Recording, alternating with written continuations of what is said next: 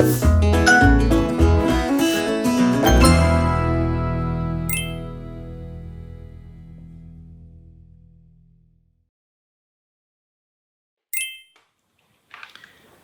avons la tendance de croire en Dieu lorsque nous sommes financièrement déficients ou en manque d'affection et de pouvoir. Je veux vous parler sur le fait que c'est la mauvaise foi en Dieu. Tout au long de cette vidéo, je vais vous expliquer comment Satan le diable règne dans la chrétienté aujourd'hui en trompant les croyants avec la prospérité et le matérialisme au nom de Jésus.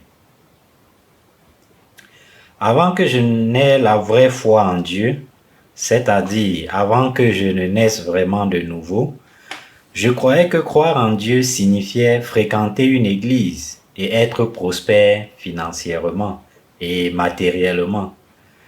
J'étais vraiment obsédé d'être célèbre et riche, et ainsi que j'étais dévoué dans l'église que je fréquentais. Je dormais à l'église et faisais le nettoyage et les courses des pasteurs, bien sûr.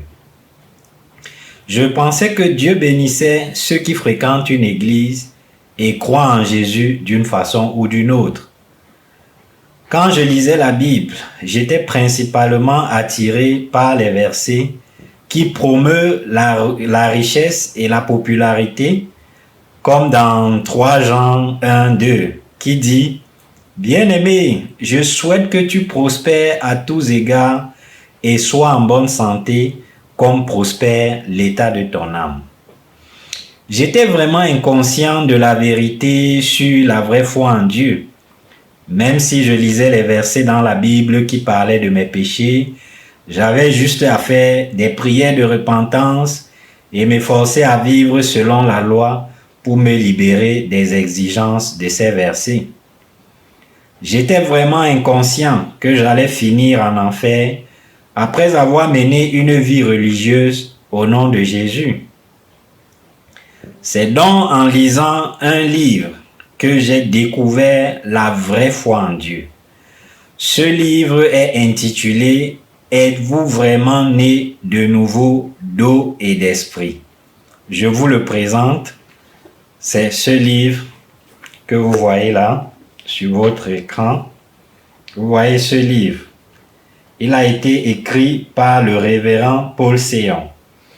Et vous voyez ici, vous voyez le témoignage d'un professeur d'université qui a vraiment eu la chance de pouvoir réviser ce livre et être touché par le message de ce livre qui fait découvrir la vraie foi en Dieu. Donc je vous conseille vivement de lire ce livre. Pourquoi? Parce que ce livre nous fait prendre conscience de nos péchés selon la parole de Dieu. Avant, je ne savais même pas ce que signifiait être pécheur. Même si je disais que j'étais pécheur, ce n'était que d'un point de vue charnel et doctrinal.